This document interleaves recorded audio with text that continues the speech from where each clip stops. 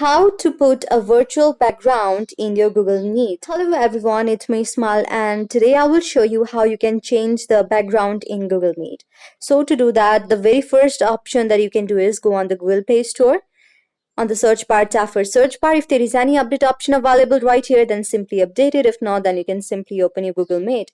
Since I've already opened and also joined in a meeting, so after joining in a meeting, how am I supposed to change my virtual background? So let's see by opening our video right here. After you open your video, you will see the option of this right here. When you tap on this option, you will see the option of background filters and appearances. So you can simply change any of the backgrounds from here. You can even blur it as well. You can also add any backgrounds from your gallery backgrounds and many backgrounds from here. So this is how you can simply do it. Hope this video helped you. If you like the video, then please do thumbs up and subscribe our channel for more videos like this. Thank you for watching.